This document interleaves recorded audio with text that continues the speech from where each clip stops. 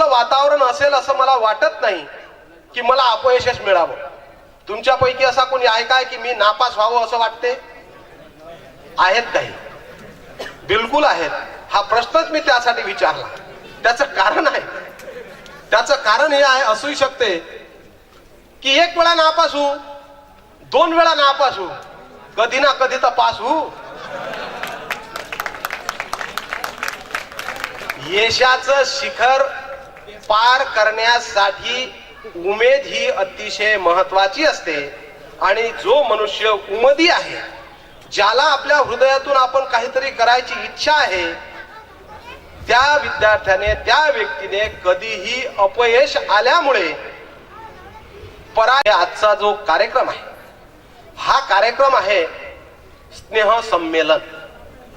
आजचा दिवस तुम्हाला गदारोळ करणारा, गदारोळ, पण कोणासारखा? घोड्यासारखा.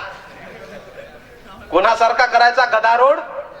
तो गधा काढायचा आणि उत्साह मैत्रीपूर्ण, कोणाचाही आपसामध्ये द्वेष न करता. घोड्याचा स्वभाव तुम्हाला माहित आहे.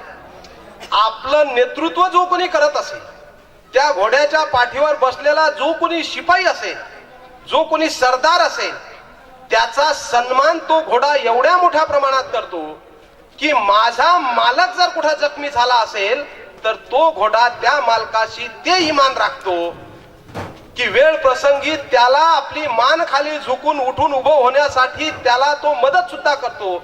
एवढा इमाने ईदबारे जगणारा घोडा, त्याच्यासारखे तुम्ही जगले पाहिजे मैत्रीने.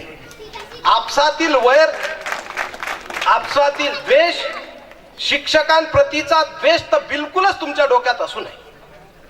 काही त्याचं कारण सांगतो. मी पहिल्या शब्दात बोललाय की तुमच्यासारखा मी होतो.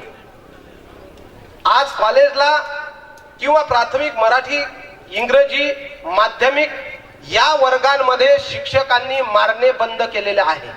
मात्र ज्या काळात मी शिकलो त्या काळामध्ये शिक्षक लोकांचं जे मारणं होतं ते एवढ्या मोठ्या प्रमाणात होतं की 3-3 दिवस हातावरले फोळं बसत नव्हते. तर आम्ही त्यांचा 3 किलोमीटर आमचं जाणं होतं तोंगलाबाद ते लासूर. गुरुजींनी आज मारलं म्हणून काय काय नशीन बोललो ते आमचं आम्हालाच माहित. मात्र आज ती वेळ राहिलेली नाही. या कॉलेजच्या परिसरामध्ये या कॉलेजचा जो इतिहास तुमच्या डोळ्यासमोर आहे, सुरुवात झाली तेव्हाचा तो दिवस आणि आज या कॉलेजला, या महाविद्यालयाला आलेले जे दिवस आहेत ते अतिशय वेगळेपणाचे आहेत. तुम्हाला या ठिकाणाहून काहीतरी घेऊन जायचं आहे. त्यासाठी सरांसोबतचं समन्वय, एक तर हा कौशल्यावर आधारित असलेला व्यावसायिक अभ्यासक्रम आहे आणि व्यावसायिक अभ्यासक्रमामध्ये सरांकडे असलेले तुमचे काही मूल्यांकन जे आहे ते त्यांची प्रेमाची, मैत्रीची भावना तुम्हाला जिंकून पुढच्या वर्गात प्रवेश करायचा आहे. आणि तुमचा पुढच्या वर्गातला प्रवेश म्हणजे भविष्यात तुम्हाला एखाद्या कंपनीने ऑफर द्यावी, एखाद्या चांगल्या शासकीय सेवेमध्ये तुम्ही जुळावे, यासाठी तुमचा मार्कलिस्टचा मूल्यांकन त्या ठिकाणी केला जातो. म्हणून तुम्ही कॉलेजच्या या इमारतीसोबत प्रेम कसं राहील, कॉलेजच्या सरांसोबत कसं आपलं मैत्री जुळेल, विद्यार्थ्यांमध्ये कसा समन्वय राहील, यासाठी तुम्हाला सतत प्रयत्न करावे लागतील. मुद्दा माझा दुसरा हा आहे की विद्यार्थ्यांनो, तुम्हाला सांगताना मला एक सांगावं वाटेल. जीवनामधला एक एक क्षण, जीवनातील एक एक क्षण हा कसा निघून जाईल याचं गणित कोणाला जुळणे फार कठीण आहे. सेकंद हा अतिशय किमती आहे. एका सेकंदाने रेल्वे खाली कटत होता, एका सेकंदाने एसटी मधून पळत होता, एका सेकंदाने पुलावरून उडी टाकत होता, एका सेकंदाने तो मरत होता. मात्र एका सेकंदात त्याला बाहेर ओढलं, एका सेकंदात मी त्याला पकडून ठेवलं, एका सेकंदात त्याला मी ढकललं म्हणून तो वाचला. एवढं मोठं नातं तुमचं या सेकंदाशी आहे. सेकंदाने एसटी गेली, सेकंदाने रेल्वे हुकली आणि माझा इंटरव्ह्यूचा कालावधी 1 तासानं मी म्हणून लेट झालो आणि मला जीवनात जी प्रगती करायची होती, मला जो जॉब मिळणार होता तो 2 सेकंदाने 10 सेकंदाने रेल्वे हुकली म्हणून गेला. अशी वेळ तुमची, पश्चातापाची वेळ फक्त सेकंदाला महत्व न दिल्यामुळे आहे. एवढा किमतीचा असलेला सेकंद तुम्हाला पकडता आला पाहिजे. त्याचं कारण काय की सेकंदापासून मिनिट बनतो, मिनिटापासून तास बनतो, तासापासून दिवसाचे दिवस, महिन्याचे महिने, वर्षाचे वर्ष आणि तपचे तप निघून जातात.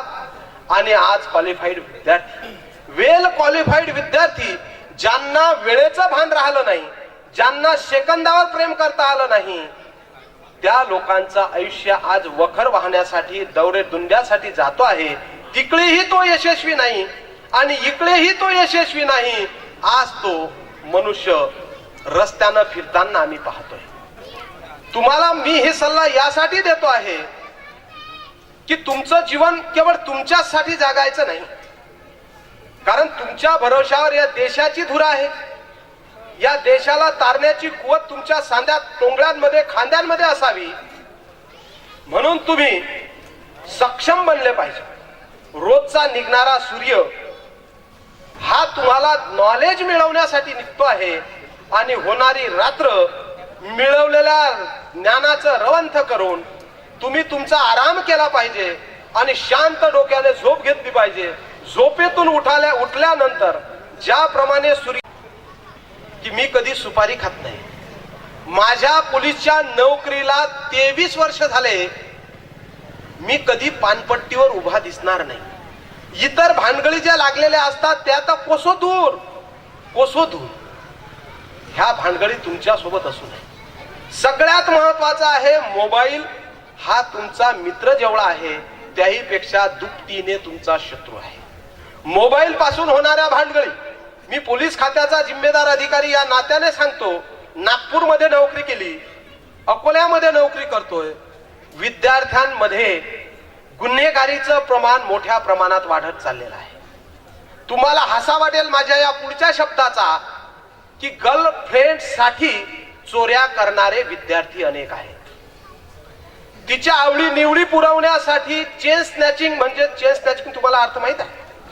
एखाद्या म्हातारीच्या गळ्यातलं मंगळसूत्र तोडणे, एखाद्या महिलेच्या गळ्यातलं मंगळसूत्र तोडणे, पळून जाणे, या घटनेला चेन स्नॅचिंग म्हणतात.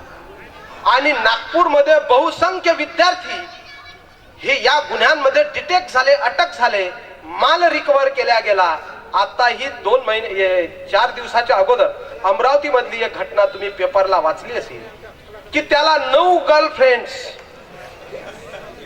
9चा लाड पुरवण्यासाठी कमीत कमी 90 महिलांच्या गळ्यातले मंगळसूत्र तोडले. आणि आज तो जेलामध्ये हवा खात आहे. जेलची हवा खाणारा तो विद्यार्थी कुठल्या तरी आईच्या उदरातून तो बाहेर आलेला आहे. बापाने त्याच्यासाठी कधीतरी प्रेमाने खाऊही आणला असेल. हे सगळं प्रेम, ही सगळी करुणा त्याने धाब्यावर बांधली. आणि काय तर स्वतःचे शौक पूर्ण करण्यासाठी त्याने 9 मुलींशी धोका केला. आज त्या 9 मुलींना सुद्धा त्यांच्या आई वडिलांनी किती मोठं विश्वासात घेतलं असेल. त्या आईने त्या मुलीला, म्हणजे माझ्या मुलीला देवी निघू नये, देवीचे व्रण तिच्या चेहऱ्यावर येऊ नये, तिला पोलिओ होऊ नये, तिला व्यंग येऊ नये, तिला उन्हाळ्यापासून वाचवता यावं म्हणून ती वेळेवर तिला डोस पाजण्यासाठी कामात आली असेल. पोलिओचा डोस, काजण्यांचा डोस त्या मुलीला त्या आईने दवाखान्यात नेऊन वेळेवर दिला असेल. मात्र जेव्हा ती एक मुलगी आपल्या आईनं आपल्यासाठी काय केलं याची पर्वा करत नाही, निर्णय घेत असताना आयुष्याचा निर्णय बापाला विचारता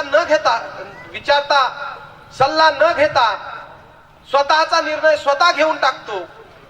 मुलगा सुद्धा बापाला, मोठ्या भावाला, काकाला, मामाला, कोणालाही न विचारता स्वतःच्या आयुष्याचा निर्णय तो घेतो. अरे कायद्याने जरी तुम्हाला मॅच्युरिटी नंतर स्वतःचा निर्णय स्वतः घेण्यासाठी दिला असेल तरीही तुम्हाला मेल्यानंतर कुत्र्या मांजऱ्यांनी ओढून नेऊ नये म्हणून जे खांदे उपयोगात येतात ते तुमच्या बापाचा, भावाचा, समाजाचा तो खांदा असतो. त्या खांद्याचा विचार तुम्हाला आज काही टक्के करावा लागेल. जीवन हा 2 दिवसाचा खेळ नाही. आयुष्य 2 दिवसाचा बाहुला बुलीचा खेळ नाही. तुम्हाला जगत असताना समाजाचा मी एक घटक आहोत. तुम्हाला जगत असताना या देशाच्या मातृभूमीचा रक्षण करता मी आहे. माझ्या देशाकडे, माझ्या या मातृभूमीकडे, माझ्या घराकडे, माझ्या गावाकडे, माझ्या तालुक्याकडे, माझ्या कॉलेजकडे, माझ्या सरांकडे कोणीही वक्र दृष्टीनं पाहू नये याची सगळी जबाबदारी तुमच्या तरुणांची आहे म्हणतो.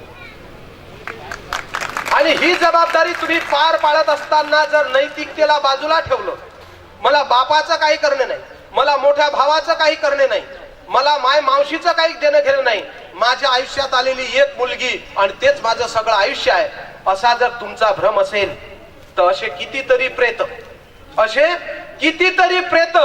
मी तलावातून बाहेर काढले, कितीतरी प्रेत मी नाल्यातून बाहेर काढले, तरुण मुलाचे सर आणि मुलींचे सुद्धा.